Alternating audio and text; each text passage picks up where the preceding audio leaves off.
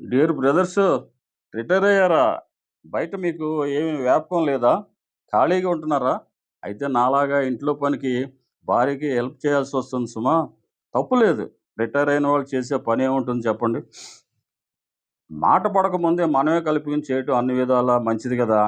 పాత రోజులు వేరు. ఎందుకంటే మా అమ్మమ్మ గోపాలమ్మ లాంటి మహాతల్లులు వండి పెడుతుంటే కష్టం తెలిసేది కాదండి. చిరాకు పడకుండా, కోపం లేకుండా, చిరునవ్వుతూ ఒంటి చేత్తో 25 మందికి సునాయాసంగా వండిపెట్టే అలాంటి తల్లి నిజంగా అన్నపూర్ణాదేవే కదా. ఆమెకు చేతులెత్తి నమస్కారం చేయొచ్చు. అయితే ఆ రోజులు వేరు. మరి ఇప్పుడు భార్యాభర్తలు ఇద్దరూ ఉద్యోగం చేస్తున్నప్పుడు ఇద్దరూ ఇంటి పనిలో సాయం చేసుకోవడంలో తప్పు లేదు కదా. మరి ఇంటి పట్టునే ఉండే హౌస్ వైఫ్ సంగతేమిటి? భర్తకి ఉద్యోగంలో ఉన్నప్పుడు ఆదివారాలు, పండగలకు సెలవులుంటాయి. హాయిగా ఎంజాయ్ చేస్తుంటారు. రిటైర్ అయ్యాక మొత్తం రెస్టే గదా. మరి ఇంట్లోనే ఉండే హౌస్ వైఫ్ సంగతి ఏంటండి? పాపం జీవితాంతం ఇల్లు, వంటిల్లే గదా. మరి వాళ్ళకి మాత్రం రెస్ట్, రిటైర్మెంట్ ఉండదా? చివరాఖరికి నేను చెప్పేదేంటంటే, ఇంట్లో ఉండే భార్యకి భర్త ఇంట్లో పనిలో సాయం చేయడంలో తప్పు లేదండి.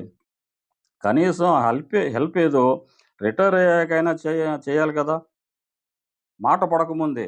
నేను పాసుగోల రిటైర్ అయ్యాక ఉదయం కాఫీ అడిగామనుకోండి, ఆగండి కాస్త, రిటైర్ అయ్యాక మీరు చేసే పనేముంది? పిల్లలు ఆఫీసుకి వెళ్తున్నారు, పనిలో ఉన్నాను, సంపాదించే వాళ్ళకి లేని కంగారు మీకేంటి అంటుంటారు. అవునా కాదా? ఆ మాట ఎందుకండి మనం పడ్డం. మా మిత్రుడు గొడవ చేస్తున్నాడండి. నువ్వు ఇలాంటి పోస్టులన్నీ పెడుతుంటావు, మా ఇంట్లో నేను చేయడం లేదని మా ఆవిడ గోల చేస్తోందని. ఏం చేస్తాం మిత్రమా? తప్పదు మరి. ఇది కూడా వర్క్ ఫ్రమ్ హోమే కదా. అలా అనుకుందాం.